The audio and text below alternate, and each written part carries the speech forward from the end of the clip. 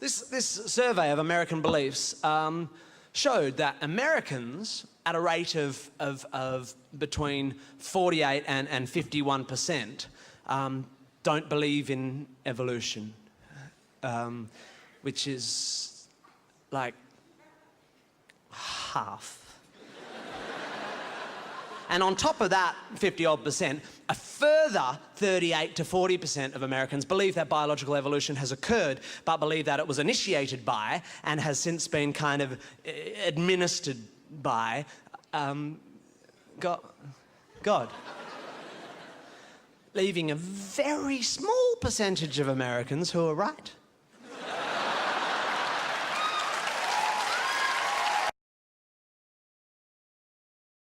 Evolution means that something has become something from something else, correct? Yeah.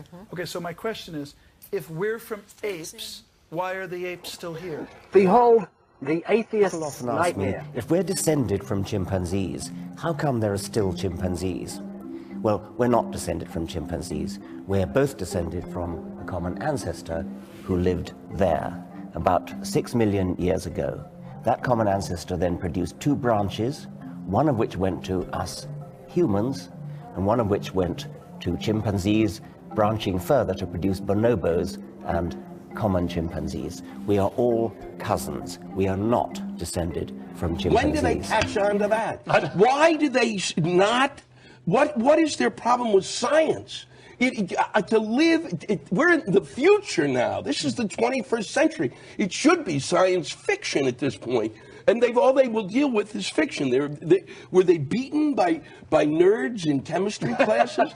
Did they burn their hands on Bunsen burners? It's true for you. Quite interesting. See, I believe. You mean true for you is different from true for anybody else? How can something be absolutely, true for you? because I can't Something's prove... either got to be true or not. How do I take a leak if I have to wake up a few million years to do that? Wait a minute, I don't understand. Well, if I was to go to the toilet, you know, Yes. I mean, how did we evolve with the ability to release waste? The problem arises is if you have a religious philosophy that is not based in objective realities that you then want to put in the science classroom. Then I'm going to stand there and say, no, I'm not going to allow you in the science classroom. I'm not telling you what to think. I'm just telling you in the science class, you're not doing science. This is not science. Keep it out. That's when I stand up. Otherwise, go ahead. I'm not Were they telling you how to beaten think. by nerds in chemistry classes?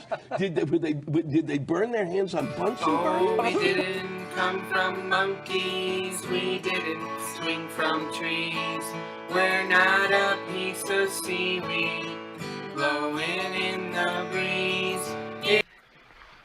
Darwin took us forward to a hilltop, from where we could look back and see the way from which we came. But for this insight and for this knowledge, we must abandon our faith in the pleasant poetry of Genesis. We must not abandon faith. Faith is the most important thing. Then why did God point us with the power to think, Mr. Brady? Why do you deny the one faculty of man that raises him above the other creatures? When did they catch on to that? Why did they not? What is their problem? Because if you're going to come on science? here having no knowledge of what we're actually discussing and having a significant failure of understanding with regard to what a scientific theory is, and make claims that evolution is just a theory, creationism is a fact, evolution is a religion, you don't get any more time on the show. Sorry. Visit Talk Origins. The answer is there. You can feel free to email us, tv@atheist-community.org. I'll be happy to have a discussion with you. But you don't get to come on here and spread the footnote soundbite versions directly from the Discovery Institute that simply aren't All right, true. It's us again, a camp on WFMU, as always. And here is Stronger Than Jesus.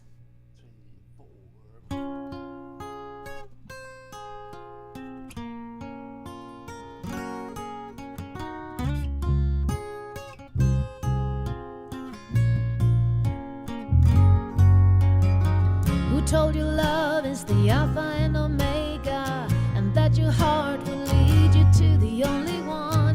It's a curse, it's the hammer that will break you.